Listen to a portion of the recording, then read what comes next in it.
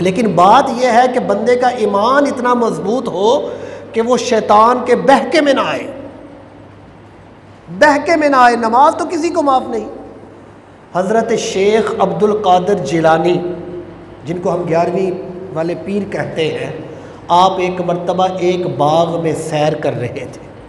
बड़ी प्यारी जगह थी, वहाँ घूम रहे थे, हवा ठंडी चल रही थी, बड़ा सरूर आ रहा था। एक बादल का टुकड़ा आया और कहने लगा, ए गौसे आज़म, ए अब्दुल कादर, तूने मेरी इतनी इबादत की है, इतनी तूने मेरी रियाजत की है। बादल से आवाज़ आ रही, बादल के टुकड़े, जा, आज के बाद तुझे मेरे नमाज़ों से भी माफ़ कर दिया। तू अगर पढ़े या ना पढ़े, आज के बाद तेरे लिए नमाज़ें माफ़। तूने मेरी इतनी इबादत कर चुका है, तू मेरे लिए इतनी रियाजत कर चुका है। हज़रत अब्दुल कादिर जिलानी ने सुना, सोचा कि ये एक बादल का टुकड़ा मुझे बातें कर रहा है। आपने सोचा कि नमाज तो मेरे नबी को माफ़ नहीं हुई थी, तो मुझे कैसे हो सकती है? नमाज तो किसी सहाबी को माफ़ नहीं हुई थी, मुझे कैसे हो सकती है?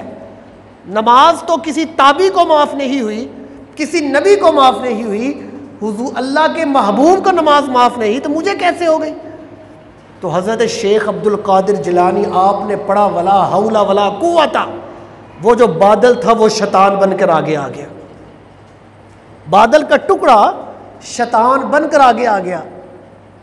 तो आप कहने लगे, ए शैतान, तूने क्या समझा था? तू मुझ पर वार कर लेगा, तू मुझे बहका लेगा? मेरा ईमान इतना कमज़ोर है, तू मेरा कुछ नहीं बिगाड़ सकता।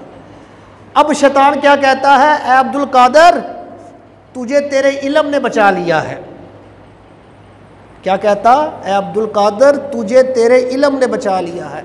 हज़रत अब्दुल कादर कहने लगे, ए शैतान, एक चाल तेरी मुझ पर चली नहीं, अब दूसरी चाल डाल रहा है। बदबख्त, इल्म तो मुझसे भी कई कई ज़्यादा आगे है। इल्म तो बड़े बड़े लोग इल्म वाले गुजर चुके हैं। ये बात नहीं, बात ये है, मुझे रब के फजल ने तुझसे बचा लिया है। मेरे रब के फजल ने तुझे मुझे बचाया है तुझसे, कि रब का मुझ पर फजल था। तो हज़रत मोहतरम, बात यह है कि जब बंदे का ईमान पुख्ता होता है, फिर रब का फजल उस बंदे पर होता है। जब बंदे का इरादा हो जाता है, तो फिर रब का उस पर करम हो जाता है।